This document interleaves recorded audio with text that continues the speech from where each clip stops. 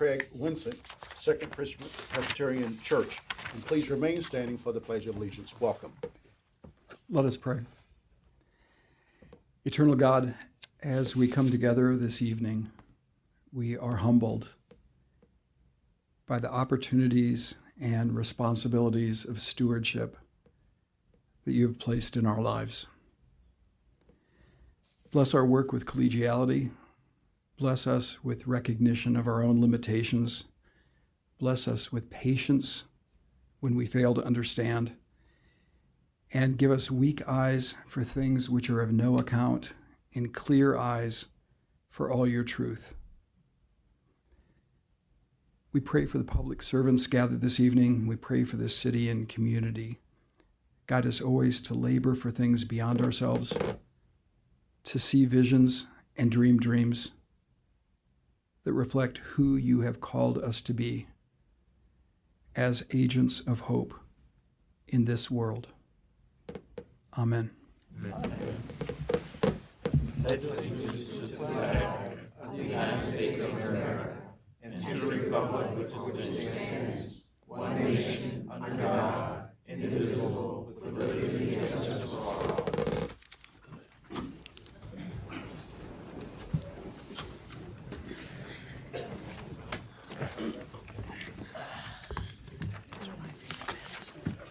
The old one. Alice Ellen Grimes. Mr. Clerk, call the roll. Ms. Graves? Here. Ms. Johnson? Here. Ms. McClellan? Here. Mr. Riddick? Here. Mr. Smigel? Here. Mr. Thomas? Here. Dr. Whibley? Here. Mr. Alexander? Here, the motion is to dispense with the reading of the minutes of our previous meeting. Ms. Graves? Aye. Ms. Johnson? Aye. Ms. McClellan? Aye. Mr. Riddick? Aye. Mr. Smigel? Aye. Mr. Thomas? Aye. Dr. Whibley? Aye. Mr. Alexander? Aye. Mr. Clerk, please read the resolution certifying the closed meeting. A resolution certifying a closed meeting of the Council of the City of Norfolk held in accordance with the provisions of the Virginia Freedom of Information Act. Adopt the resolution. Ms. Graves? Aye. Ms. Johnson? Aye. Ms. McClellan? Aye. Mr. Riddick? Aye. Mr. Smigel? Aye. Mr. Thomas? Aye. Dr. Whibley? Aye. Mr. Alexander? Aye. Good evening, and again, welcome to the Norfolk City Council Chamber. For the benefit of those who do not regularly attend the meetings, our procedure is to first take up ceremonial items. Next, we'll take up public hearings. Then we'll go to the consent agenda, which will be voted on in a block. If any member of the council or the public wishes to discuss an item, that item will be removed from the consent agenda and considered separately. Following the consent agenda, we will take up the regular agenda items in the order as they appear on the docket. Upon the completion of the agenda, we will then take up any new business to come before the council. To address the council, you should have registered to speak in the lobby outside of the chamber before 7 p.m. When your name is called, please come to the podium, state your name, and please limit your comments to 3 minutes.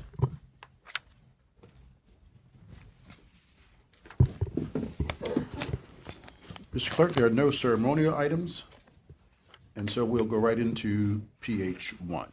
Public hearing 1 is scheduled for this day to hear comments on the application of Centera Healthcare for an amendment to the future land use designation in the general plan from single-family traditional to commercial at 509 Yoder Avenue, 6012 through 6044 Benton Street, 500 through 520 Lucas Avenue, and for a change of zoning from conditional C2 and R6 to conditional C2 at 509 Yoder, 6012 through 6044 Benton Street, 500 through 520 Lucas Avenue, 812 to 820 Poplar Hall Drive, and 6015 Poplar Hall Drive, and by 4-0 vote, Planning Commission recommends approval.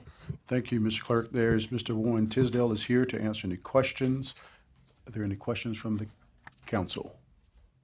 Mr. Clerk, you may proceed. I have 2 ordinances for this, Mr. Mayor. The first is an ordinance to amend the city's general plan so as to change the land use designation for properties located at 509 Yoder Avenue, 6012 to 6044 Benton Street, and 500 to 510 Lucas Avenue from single-family traditional to commercial.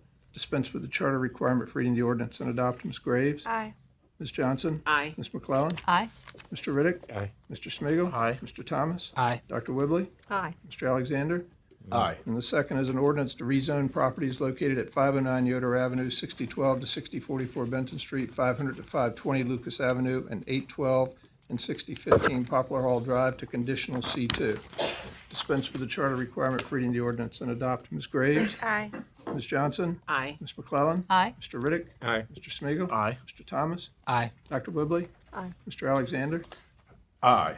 Mr. Clerk, PH 2 is an appeal from the Architectural Review Board regarding a certificate of appropriateness. Our procedure tonight will go as follows. The city will present a summary of the application and the proceedings before the City Planning Commission. Next, the person noting the appeal will present the case. Several people may participate, but the entire presentation shall last no more than 15 minutes. Each member of the public who signed up to speak on this item will then be individually called and may comment on the question of whether or not the appeal should be approved. Each speaker's comments will be limited to 3 minutes. Following all comments by the public, the applicant will be given an opportunity to provide rebuttal limited to 3 minutes. Following the rebuttal and any discussion or questions by the council, a vote will be taken as whether or not the appeal should be approved. Mr. Newcomb.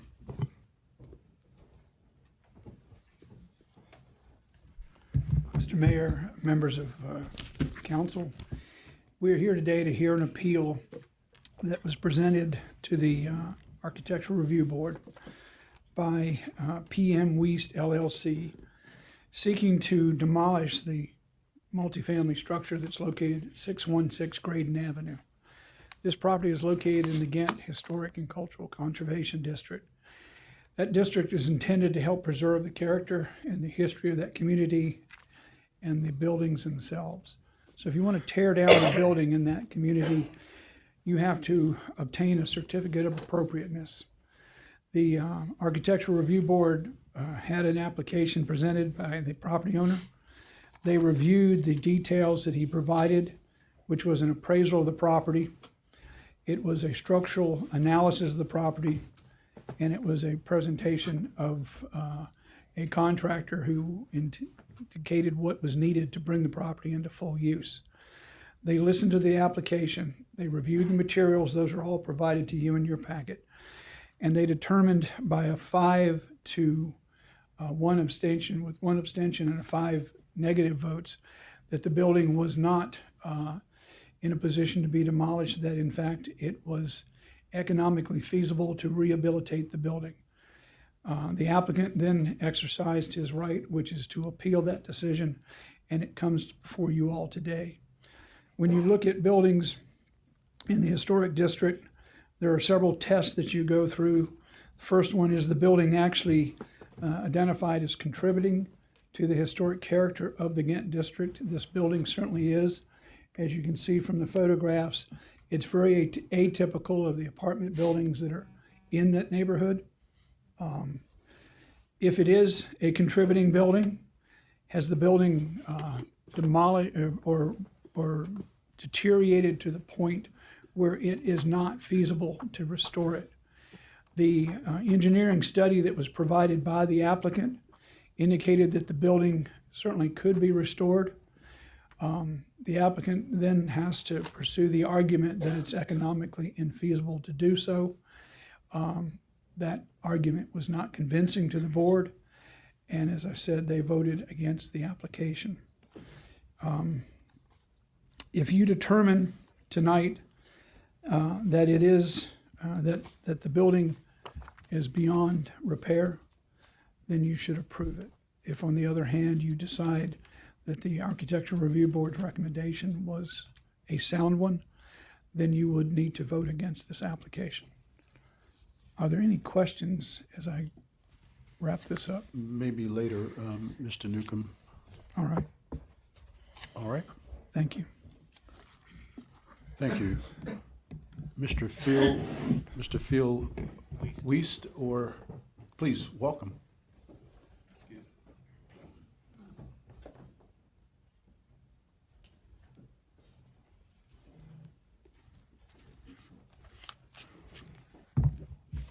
Hello.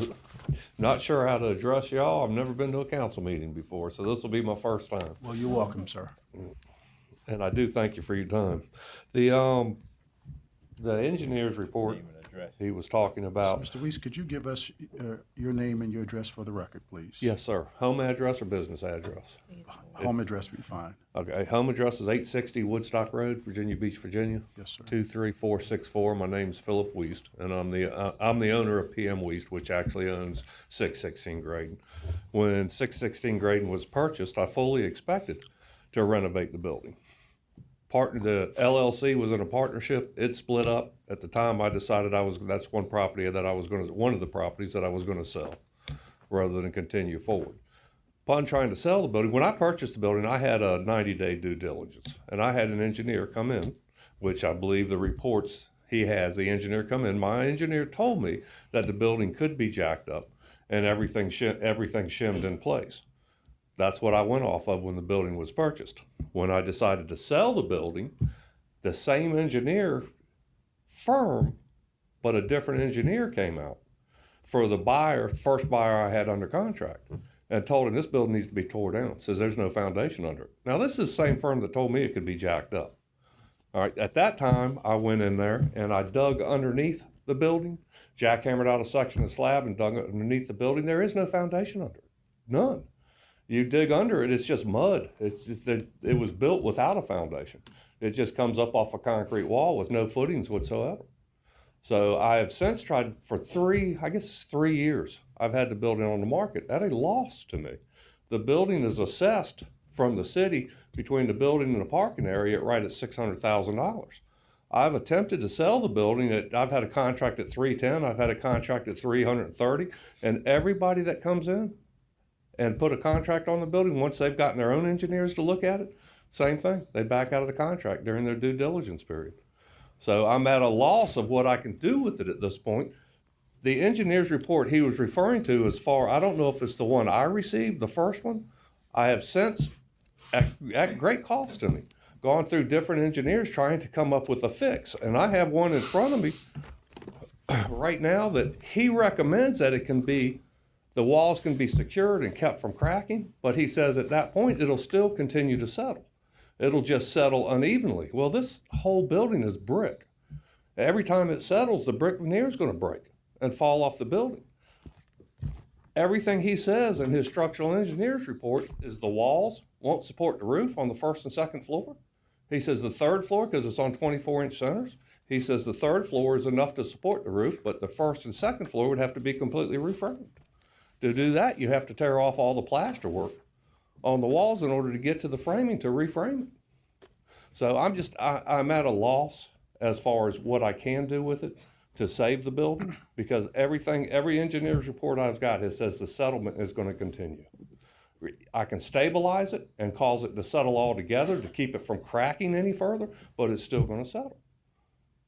And the cost, I'm a contractor myself, so I did not do, and I had another contractor come in, and he put the building at $2 million just to refurbish the building with what's there and get it structurally sound. Foundation itself, for him to go in and drill piles, which still is not going to stop it from settling, he was at $150,000 just to do that part of it. Then you still have the brick veneer.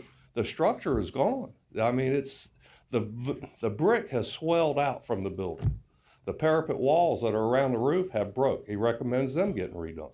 He recommends the brickwork being redone on the exterior to where it's swelled. I mean, I invite anybody, I'll be more than happy to give anybody a walkthrough that wants to come and visit the building and show them what's been encountered since the day I purchased the building. If there was a fix to it, I would love to be able to fix the building and save the building. I've tried to sell it, hoping somebody else can come up with a fix. And so far, there's a contract on it right now. The guy has come back and got 2 extensions so far, and he just asked me 2 days ago if he could have another 3 months extension, which I will gladly give him.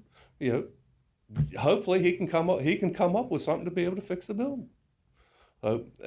At this point, I don't know what to do with it. I mean, I would love to repair the building.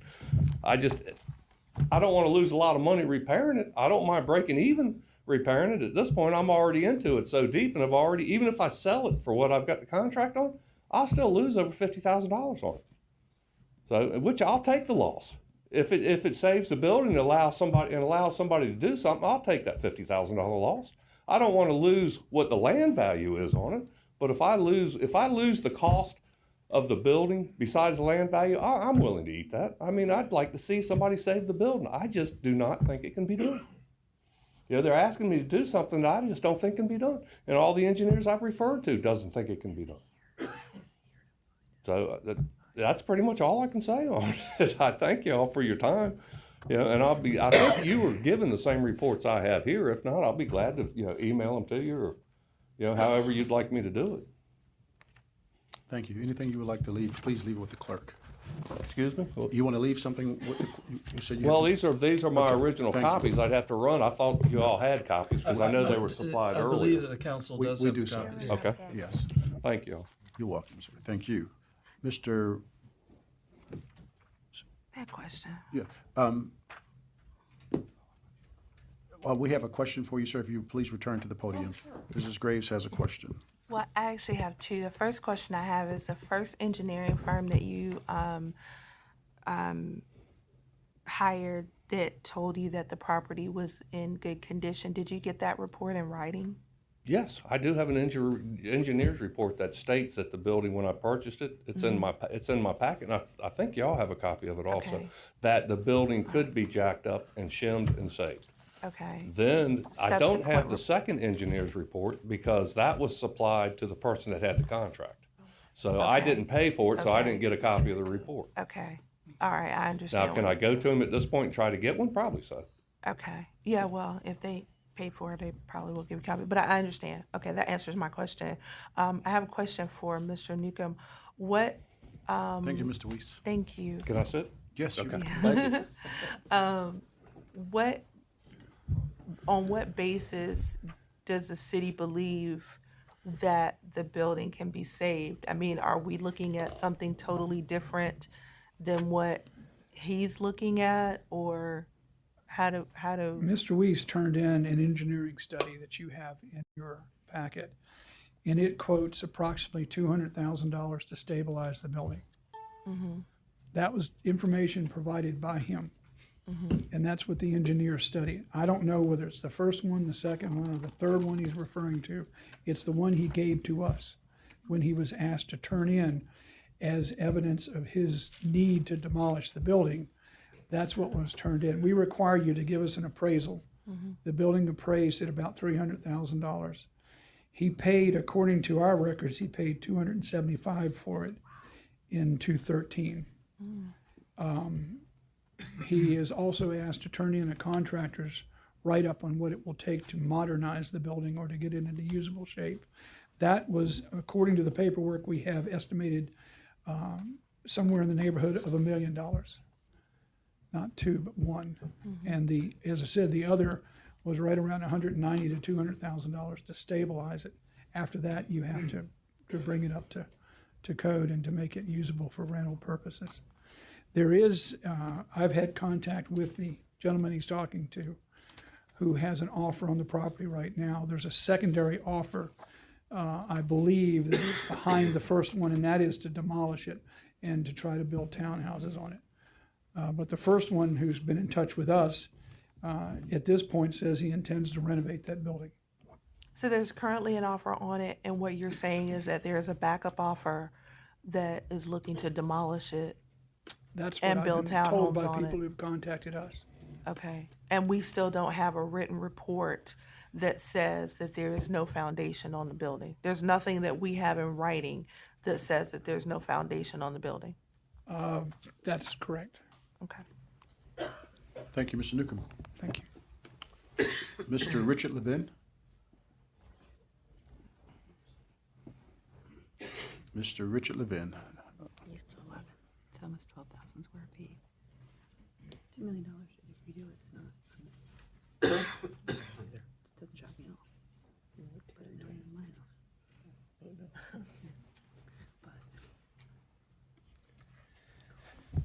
Good evening. Richard Levin, 610 Pembroke Avenue, Norfolk, 23507. Thank you. I strongly would plead to the council this evening to support the determination that's made by the ARB. and stand by the city ordinance. Ghent cannot afford to lose any other or any more buildings. We really can't. We're known as historic Ghent. To me, it's a sin to tear down a magnificent building like this. I listened to the owner here tonight. I did not realize this building was for sale. There's no for sale signs out front. I don't know what energy has been pushed forward to see about a sale. But I have to share that $300,000 on the surface seems like one heck of a bargain. And I'll fall behind these others at the $300,000 level with a due diligence, because I have to see what I'm buying. But I want to see this building saved. I want to see all the historic buildings saved. Let's not tear any more down. We don't need the blood on our hands. I really feel like it's blood on our hands when we make a decision to take down a building that our forefathers built and just have it ruined. And Ghent is really exciting right now. There's so many apartments coming online. There's a demand for nice apartments. These are huge apartments. These are like houses. It's like really large apartments, and they're not like an apartment. So it would be easily leased. So to you, sir, to save this building, I'll make you an offer. I'll fall behind 1 and 2. I don't need it, but I'll fall behind. I understand there's a secondary offer. I'll fall behind that, and let's really get into this and investigate it, because it's worth the time to investigate it. Thank you for your time this evening. Thank you, Mr. Levin. Thank you, sir. Thank you. Greta Gustafson?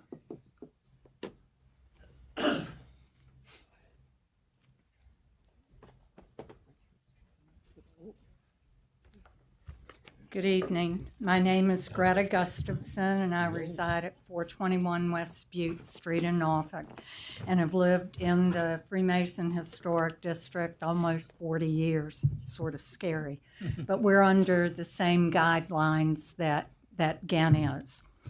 Prior to serving on the Architectural Review Board, I had the opportunity to be a part of the Historic and Architectural Preservation Committee, which assisted in the development of the current Chapter 9 of the zoning ordinance and its companion design guidelines. And my stake in these ventures was based on being an end user, so I needed to make certain that they were protecting our buildings and protecting our residents. I believe that they are fair, and the process used by ARB is well thought out and was followed to the letter in this instance. We look at each COA request objectively and weigh supporting documentation to ensure that we are following both the ordinance and the guidelines. I believe that this was done in the case of 616 Graydon Avenue, and that our decision to deny a certificate of appropriateness for demolition was appropriate. Please consider the following.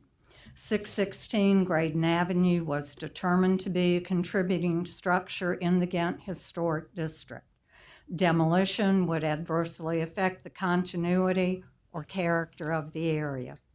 Demolition would be detrimental to the public interest and would be inconsistent with the adopted general plan of the City of Norfolk, which states in parts to utilize historic design guidelines and to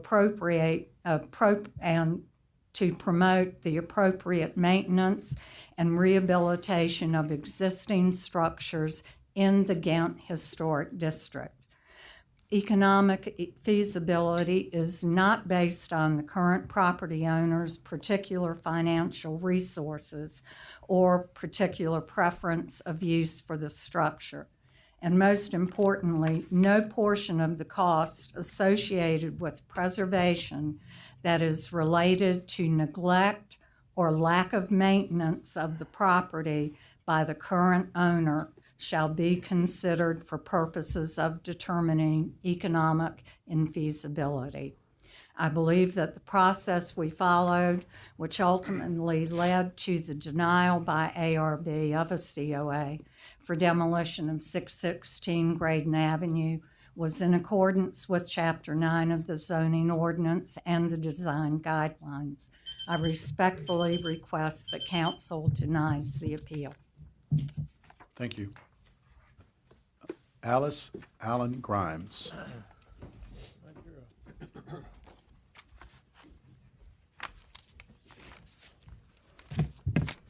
Good evening, ladies and gentlemen. Good evening. My name is Alice Allen Grimes, and I live at 1322 Mallory Court.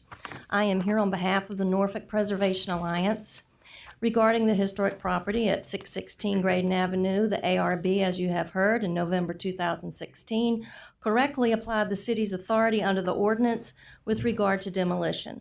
The ARB determines the physical and economic feasibility of preservation of buildings in historic districts, and by ordinance, the ARB shall consider objective information showing whether preservation of a building would generate a reasonable economic return and not the current property owner's particular financial resources or preference for use of a structure or site. If you have reviewed the materials in the packet submitted for the appeal, you have seen that the ARB clearly made the right decision. The Planning Department recommended to the ARB that they deny the demolition permit and stated that the ARB, while sensitive to the economic costs of renovating and restoring historic properties, cannot base their decision on the financial impact to the applicant. They further pointed out that a denial would meet the City of Norfolk Historic District Design Guidelines for demolition of buildings. The current property owner found out there was more involved in the project than he expected, and his partner backed out, and it's understandable that since his circumstances have changed, he is looking for a way out of renovating the building. The city ordinance provides a remedy for his situation. He can put the building up for sale for fair market value, and if he doesn't sell in a year, then he can get his demolition permit. There are many developers, builders, and companies out there with experience in renovating historic buildings, including historic tax credits. There is a high likelihood that the building will be purchased and renovated, which will be the best thing for the historic district and the city, and it appears the best thing for the current property owner. The folks that you have appointed to the ARB have experience with tax credits, with renovation projects, with historic buildings. They have done projects themselves. They reviewed the information, and they made a clearly justified decision. Please support their reasoned and informed decision and stand behind the city ordinance. The Norfolk Preservation Alliance requests that you do not approve a certificate of appropriateness to demolish the building. The property owner has options.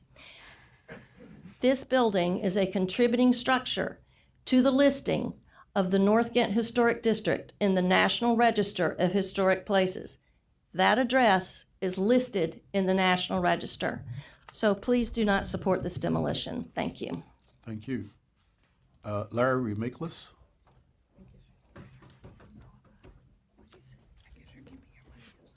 Good evening. Good evening. Mr. Mayor, members of City Council.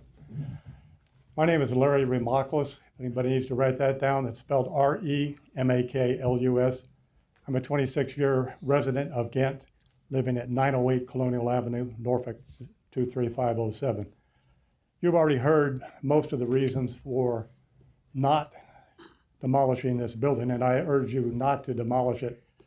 It's a historic building, but in addition, most important, we have a gentleman that wants to demolish a building. We've already heard that we have at least 2 offers on the table right now. I submit that that doesn't make a lot of sense. Why would we demolish a building, a historic building, when there's other options, as you've heard from other folks here? That's about all I have to say. I think everyone else has said it, but the main thing is that we need to maintain a contributing property in Ghent. It's important not only to Ghent, but it's important to the whole city. We're known for our historic neighborhood. Thank you. Thank you. Mark Perriot? Perot.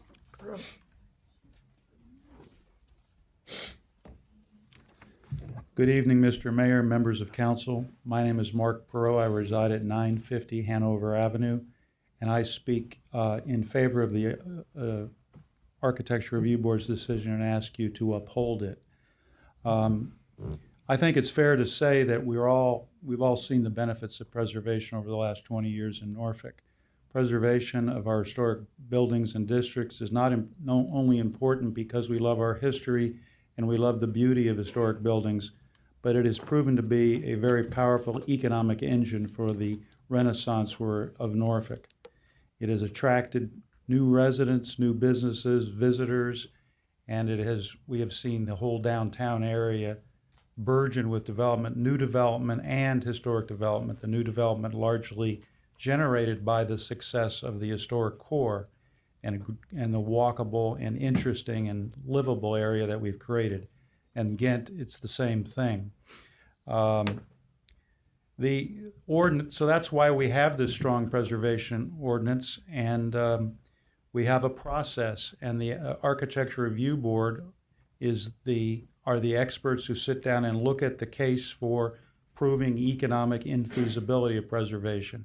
We want to preserve every building, but we recognize that some buildings, due to their unique histories, their unique situation, it's not economically feasible to renovate that building, so we have that out.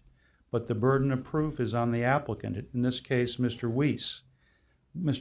And he seems like a very likable person, but we have to avoid our sympathy for his personal situation interfering with the objective case before you. And the ARB, I think, has made an unassailable interpretation that Mr. Wiest did not prove the restoration of this building was economically infeasible.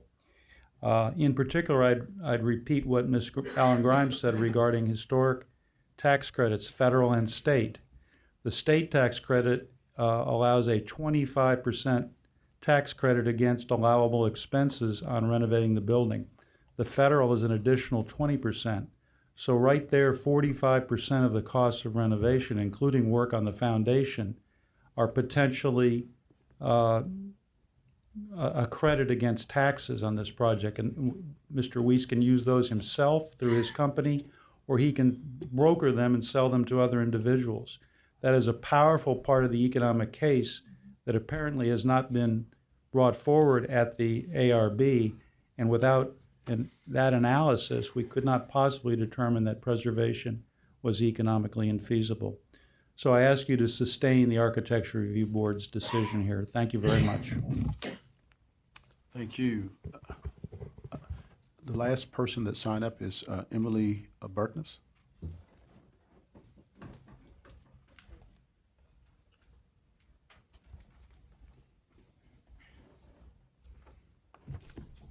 Good evening, Mayor Alexander, City Council representatives and staff. Emily Burkness, 212 Colonial Avenue in Norfolk, 23507. I come before you today as president of the Ghent Neighborhood League and speak on behalf of the Board of Directors and its membership. Part of the mission for the Civic League is the preservation of our historic neighborhood. 616 Graydon Avenue is a beautiful, historic apartment building on a tree-lined street. It is a contributing structure to the aesthetic of that street, as well as to Greater Ghent. We support the Architectural Review Board's stance and oppose demolition of this building.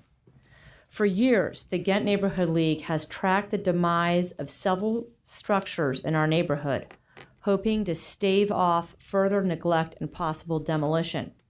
616 Graydon is one of these buildings. For years, neighbors have called Norfolk Cares, which is the standard operating procedure per the city's instruction, and reported disrepair and obvious neglect of the building, yet the structure continues to deteriorate. It is disappointing to me and to many others that our diligent efforts to care for our neighborhood went unanswered by the city for so long. We hope to work together with you to address this problem. We encourage council to uphold the vote of its own council-appointed commission, the Architectural Review Board, and deny the appeal for demolition of 616 Graydon Avenue. Thank you.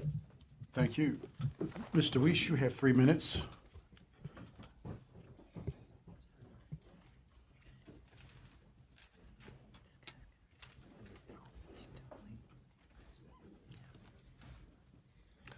Worst thing about a lot of it that I've heard, I agree with them. But they don't own the building. They're not looking at the structural damage. They haven't seen it. They haven't been inside. I mean, the one lady that spoke, I agreed with half of what she said when she said that I have a year to put it on the market. Well, it's been on the market now for over 2 years, almost 3 years, and every contract I have has fallen through. I mean, I fully expect everybody here to deny it. If I was sitting in your place, I would deny it. But I can't sell the building. And the man that said he'd make an offer, I will get his card as soon as we leave here. I'll be standing right outside the door. Please give me your card, because if you're serious about it, the contract I have on it, they've asked for a 3-month extension. I will not sign the 3-month extension. I will take his offer on it. I have read the law. It says fair market value. I'm willing to sell the building at a lot less than the fair market value. Fair market value, I assume, would be the assessment on it, the city assessment. I'm willing to drop down to 60% of the city assessment and let him have the building, as long as he doesn't put a 90-day due diligence. And I run into the same thing I've run into from every buyer that has tried to purchase the building. I have done everything I can to try to sell this building.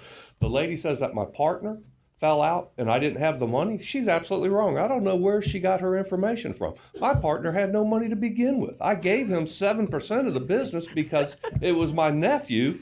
He was younger than I was, and he was the one that was going to run it during my retirement. That's why I chose not to remodel the building at that point, because there was a falling out there. So I don't want to run it in my old age. So, and the sign, there was a sign out there so big for sale that they made us take it down because it was against the city ordinance. So I don't know how he missed it. I mean, Harvey Lindsay is carrying the property, and they put one out there so big on 4x4s that, like I say, they made them take it down. So, but there's not one out there now because it's under contract, and they didn't want to screen a bunch of calls while it's under contract. But I am going to, if he doesn't make me the offer or give me his card, I will accept this. I will accept this next 3 months that the guy who has a offer on it now, and I hope he buys it. But if he was really that interested in it, why does he keep asking for more extension after extension? That I don't understand. So, but I will continue to try to sell the building. And I did like what the lady said about the 12 months, because honest to God, I hope the building sells, and I hope somebody remodels it. Thank you all for your time. Thank you. Any questions by the council for Mr. Wiest, Mr. Newcomb, or any of the speakers? If not, Mr. Clerk, please call the roll. I have an ordinance to grant a certificate of appropriateness authorizing the demolition of a multifamily building at 616 Graydon Avenue and located in an historic district. What would a no vote do? Yeah, that's what I was going to ask too. Thank you. A no vote would would not grant the demolition. It would stay with its current status. Okay. Support the ARB. Dispense with the charter requirement for reading the ordinance and adopt. Ms. Graves? I just want to say I appreciate everybody coming down, and the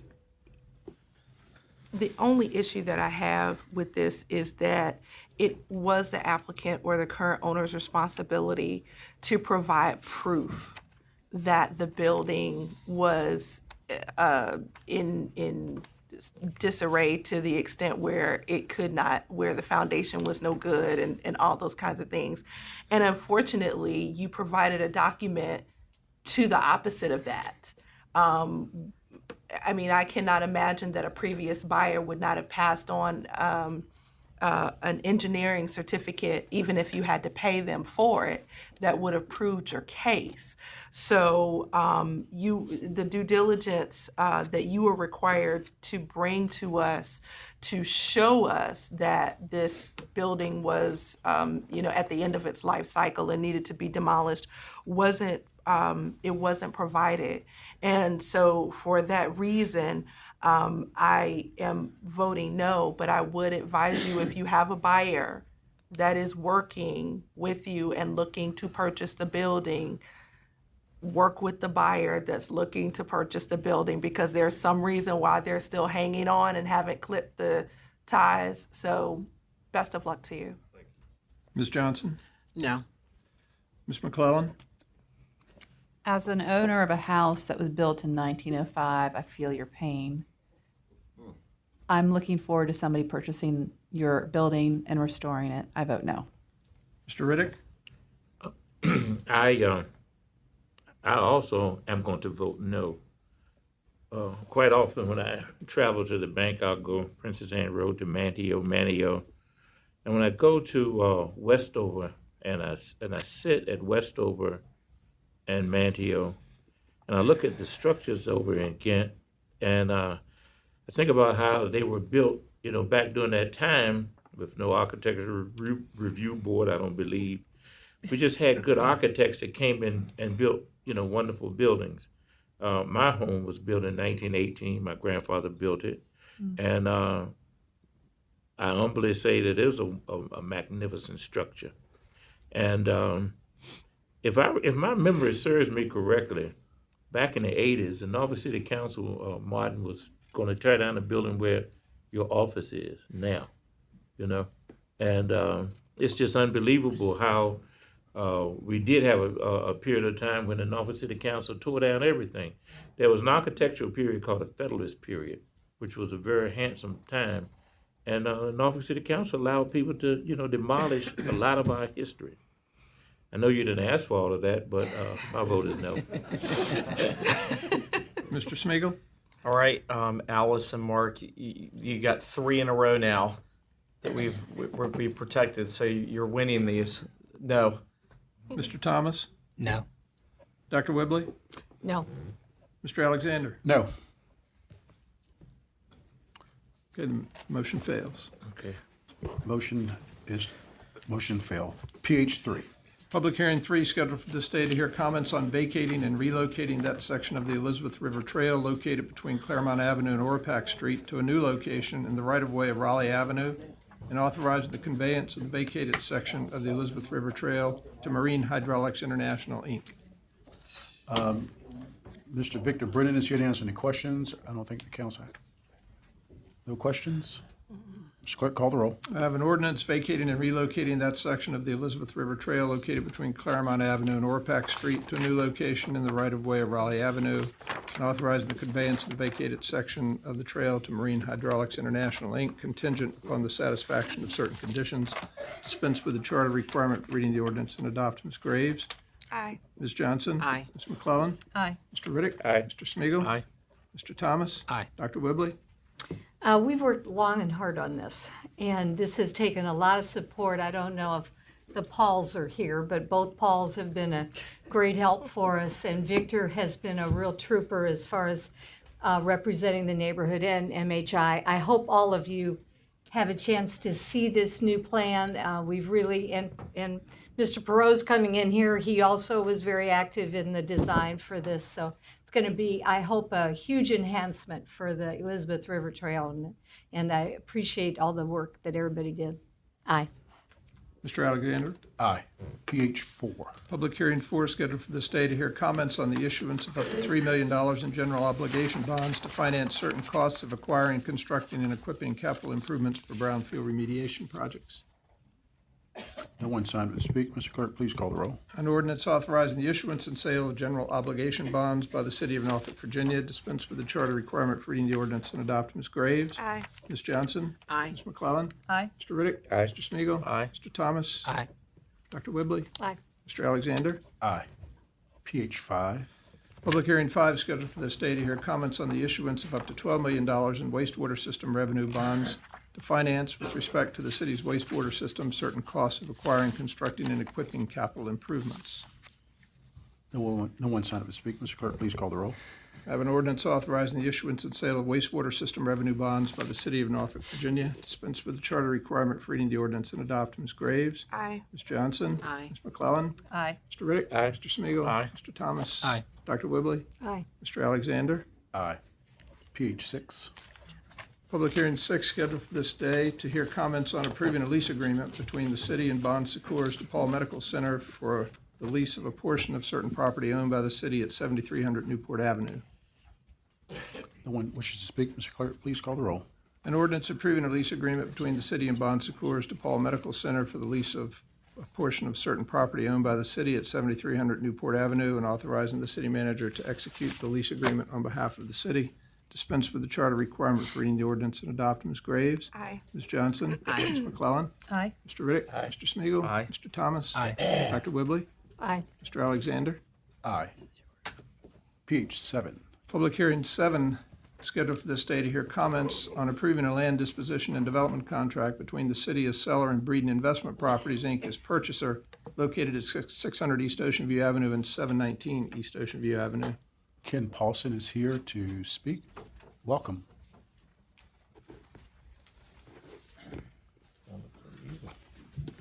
Good evening, Mr. Mayor, Good evening. City Council members. My name is Ken Paulson. I live at 2071 East Ocean View, 23503. I speak as the president of the Cottage Line Civic League and its members. We fully support this agenda item, the sale of the land with the Breeden Investments property. I've communicated with the presidents of East Ocean View, Bayview, Greater Pinewell, and Ocean View, and they support this contract also. We have supported the Pinewell Station project from its beginning and look forward to the design phase, which will mean the project will bring us 145 new members, families, to Cottage Line, Ocean View, and the city of Norfolk. Thank you. Thank you. Any questions? Thank you. Mr. Clerk, call the roll.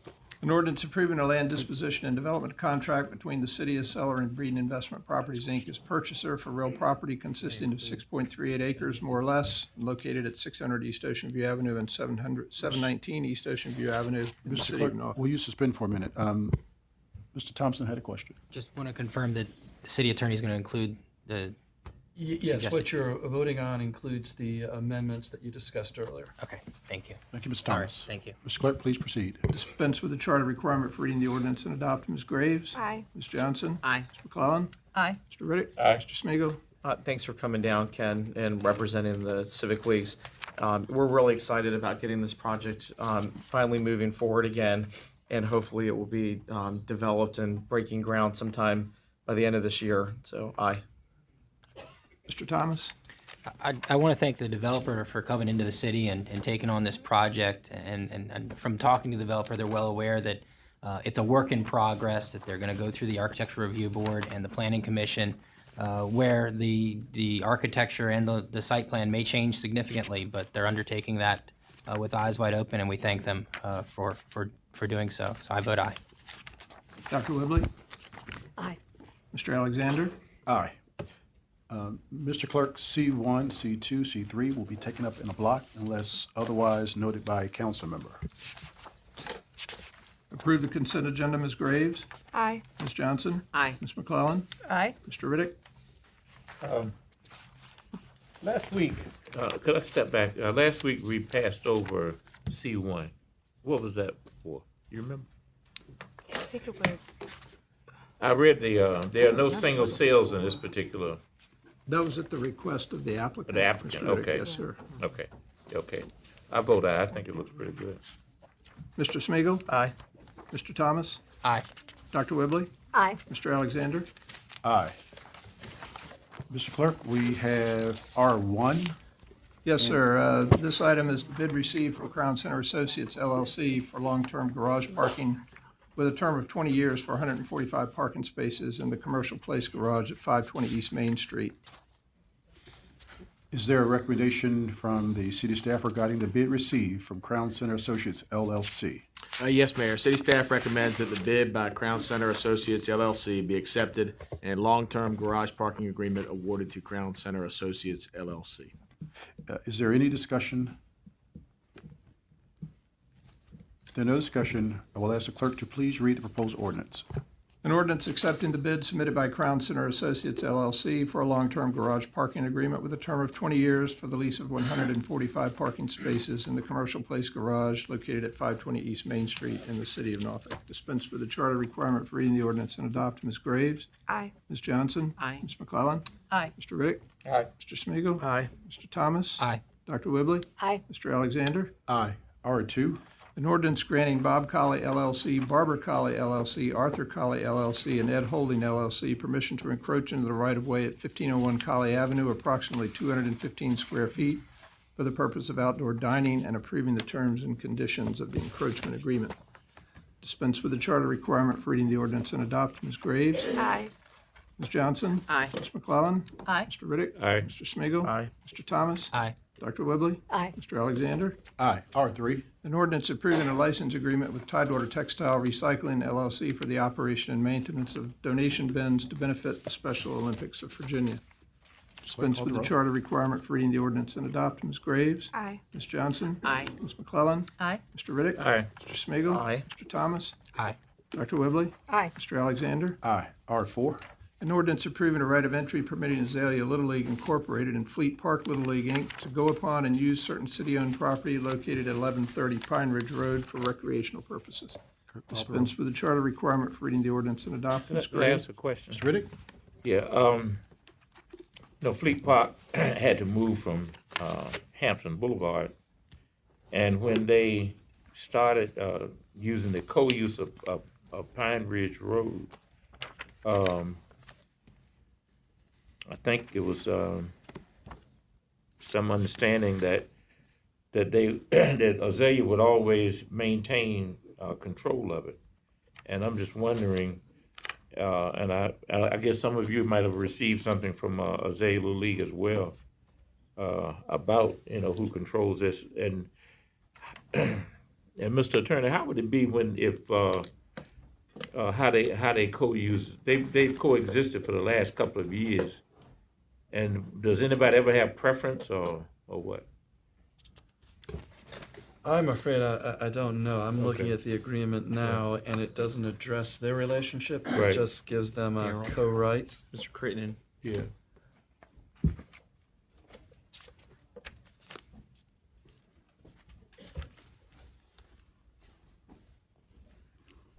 Good evening, Mr. Mayor, council members. The actual lease agreement for the Azalea site was with the Azalea Little League. Mm-hmm. When Fleet was transitioned over to Azalea, they came under their auspices under that lease. Right. Yes, sir. So, but now both of them are gonna have just as much authority, or will Fleet Park still come under Azalea? The plan is that that was a temporary move unless the city could locate another space or recreational area for Fleet. But at that time, the city would always honor that agreement with Azalea Little League because they were the premier and primary actually tenants of that space. Okay. So I guess my question again is, will Azalea still be the prominent lessee? Yes, sir. That's how we're going into the new lease agreement. But it doesn't say that here, though. We haven't got to that point. This is just a right of entry. And it does not, I don't see it in the right of entry Right. agreement. So Okay. Mr. Riddick's correct that for this brief period, the ordinance doesn't address their relationship. Okay. Right. Okay. So will we address the relationship? I'm sorry. Mrs. Johnson? Will we address that relationship? Mr. Crittenden? Mr. Yes, Byrne? once we actually go into the lease agreement, because we have to actually structure a new one, then we'll actually structure it in that manner as I mentioned before. And the city attorney is correct. This is just a right of entry that allows both organizations to Right. utilize that city space. Okay. Mr. Smigiel? I know this is probably more of a council concern, but I'm going to bring it up since it's Mr. Riddick brought this up. I think we're going on over 4 years now that we talked about this happening, and we were supposed to be developing plans to look at expanding our recreational facilities across the city, including maybe a potential field house or other things. And I've asked multiple times to look at our park plan and updating that because it's already out of date, and getting that information in there so that we can start addressing these problems so that we don't have to worry about Fleet Park and Azalea having that competition. Ocean View is having its issues as well since they got kicked off of there, and I think they've gone down to very little, and they have some organizational things. But we've got to look at all of our structures across the city and look where we can expand, such as at Terrellton. There's opportunities to expand some parks, baseball fields and soccer fields there as well. But we really, Mr. Riddick shouldn't even have to be asking this question now because I believe 4 years ago when we knew Fleet was leaving, we committed as a council to look at alternatives, and we haven't done that. I mean, the alternative was to move them here, but we have more work to do on this. And poor Parks and Recreation, you don't have to say anything, Daryl, gets beat up every year, and we don't give them the extra money that they need to be able to run Parks and Recreation the way that the citizens want us to do it. Mr. Riddick? No, the question has been answered to me. This is just a right of entry, and nobody, Azalea is not being kicked around. That's my concern. All right, Mr. Clerk. Dispense with the charter requirement for Thank reading you. the ordinance and adopt. Ms. Graves? Aye. Ms. Johnson? Aye. Ms. McClellan? Aye. Mr. Riddick? Aye. Mr. Smigiel, Aye. Mr. Thomas? Aye. Dr. Whibley? Aye. Mr. Alexander? Aye. R5. A resolution approving and adopting an updated plan addressing hazard mitigation actions to protect people and property known as the 2017 Hampton Roads Hazard Mitigation Plan Update. Adopt the resolution. Ms. Graves? Aye. Ms. Johnson? Aye. Ms. McClellan? Aye. Mr. Riddick? Aye. Mr. Smigiel, Aye. Mr. Thomas? Aye. Dr. Whibley? Aye. Mr. Alexander? Aye. R6. An ordinance to clarify ordinance number 45-558, authorizing the city manager to enter into a performance agreement. Dispense with the charter requirement for reading the ordinance and adopt. Ms. Graves? Aye. Ms. Johnson? Aye. Ms. McClellan? Aye. Mr. Riddick? Aye. Mr. Smigiel, Aye. Mr. Thomas? Aye. Dr. Whibley? Aye. Mr. Alexander? Aye. R7. An ordinance granting 500 Granby LLC permission to encroach at 500 Granby Street under the rights-of-way of Granby Street and Butte Street, approximately 1,080 square feet, for the purpose of outdoor dining, and approving the terms and conditions of the encroachment agreement. Dispense with the charter requirement for reading the ordinance and adopt. Ms. Graves? Aye. Ms. Johnson? Aye. Ms. McClellan? Aye. Mr. Riddick? Aye. Mr. Smigiel, Aye. Mr. Thomas? Aye. Dr. Whibley? Aye. Mr. Alexander? Aye. R8. An ordinance to repeal one subsection of Section 25-646 of the Norfolk City Code regarding the speed limit on Willowwood Drive. Dispense with the charter requirement for reading the ordinance and adopt. Ms. Graves? Aye. Ms. Johnson? Aye. Ms. McClellan? Dr. Whibley and I have been hearing a lot about Willowwood Drive lately, and I'm really happy to see that we're lowering the speed limit, hoping that will start to make some changes there. And we're going to continue to monitor this as well. I vote aye. Mr. Riddick? Aye. Mr. Smigiel, Just, you can lower the speed limit, but it doesn't mean anything if it's not enforced. So, they're going to speed on that road just because of going between Granby and Tidewater Drive. You may want to ask the neighborhood about speed signs and some other measures. We're Yeah, there. But I We're mean, there. I travel that route all the time, and Well, you're one of our problems. That's yes, why we're there. yeah, absolutely. Putting a tracker in your car, Mr. Smigiel. How many At least bike I lanes are you admit when putting I in on there? Enough. Enough. Okay. Yes. All right, that will take care of it right there. Way to go, Tom. Aye. Mr. Thomas? Aye. Dr. Whibley? I think it's appropriate that we're talking about speed, because this was rocket speed getting this on the docket. So I really appreciate traffic working as hard as you did to get this going, because I know Thelma told me as late as today at noon that we were going to get it on today. So I really appreciate that. And we will, just like Andrea said, we'll keep working on this. Aye. Mr. Alexander? Aye. That's all I have, Mr. Mayor. Thank you, Mr. Clerk. That concludes the regular agenda. Now we will hear from speakers under new business. The first person that signed up is Tom Luckman. Welcome.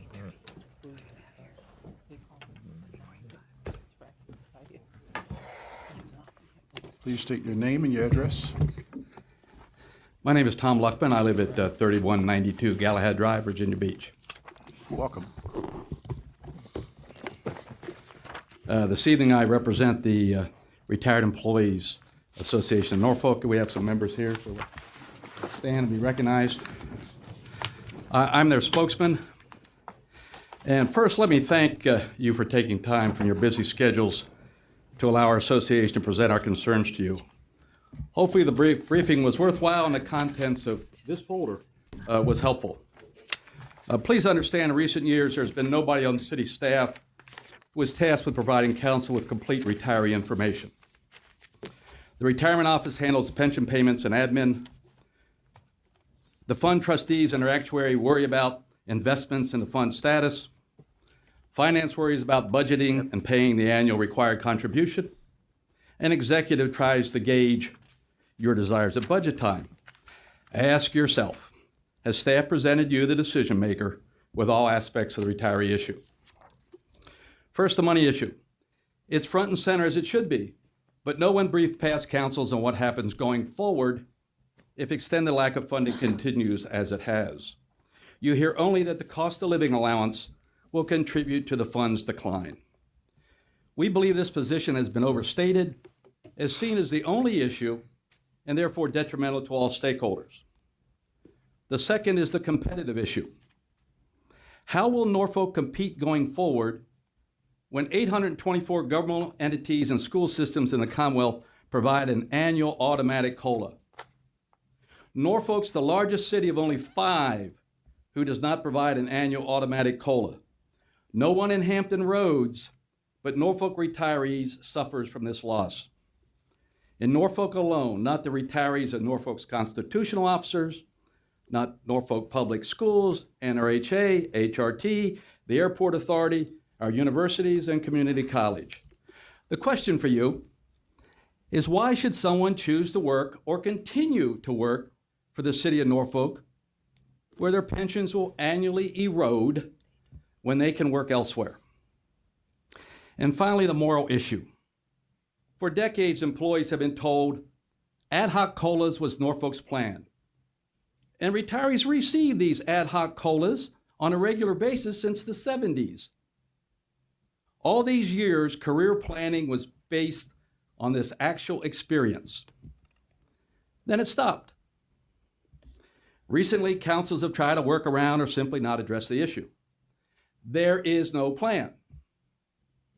Now this new council's left with a decision to make, and many scenarios exist.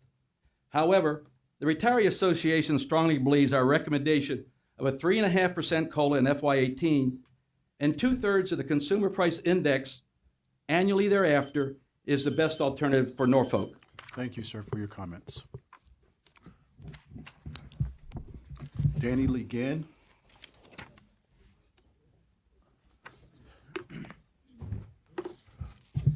My name is Danny Lee Ginn. I reside at 3844 Dare Circle. Last week I came in here and asked you to rescind Rule 6 of the Rules of Conduct based on the fact that many of the provisions within it were unconstitutional and stripped the citizens of their freedom of speech. Now, I did not come here just under my opinion. Number one, after this was passed, I went to an acting attorney, asked him to look at this. He informed me that many of the provisions, such as the council didn't want to hear it, the council was bored, it had been repeated so-and-so, was not grounds to ask anyone to stop coming into the council and trying to make a change. Secondly, 3 weeks after this Rule 6 was passed, in order to stop the exchange of the freedom of speech, a well-known attorney, Mayor Paul Frame, leaned over at this council and said, "Danny, the council has given me the authority." At that point, I informed Mr. Frame that I had consulted an attorney, that he had indicated that many provisions within Rule 6 was unconstitutional, and if he was going to ask me to step away and escort me out, then it would be in violation of the Constitution. Thirdly, at that point in time, another well-known attorney, Andy Potagiero, who was also a councilman at this time, at the end of the meeting blared out in this very chamber his constitutional rights. When I asked Andy who he was talking to, he said he believed he was addressing all of the council. That, being an attorney, you cannot simply shut down someone because they continue to come back, they continue to challenge you, they continue to try to get questions while you sit here for not only months but years in a wall of silence. And thirdly and lastly, or fourthly and lastly, when I took Paul Frame to court for threatening me, which he said he was issuing me a threat, the first thing the judge said to me is that he looked at me and he said, "Mr. Ginn, let me explain something to you. You have every right to come into this chamber. You have every right to criticize council people because that is a guarantee of your First Amendment rights under the Constitution. So I will continue to come in." But this rule was put in there to be vindictive. It was put in there, as we all know, to shut me up and to make me go away. It hasn't worked very well. But in doing that, you stripped every citizen of their rights of freedom of speech. Thank you, Mr. And it Gann. needs to be stopped. Thank you. Councilman Rise. Okay.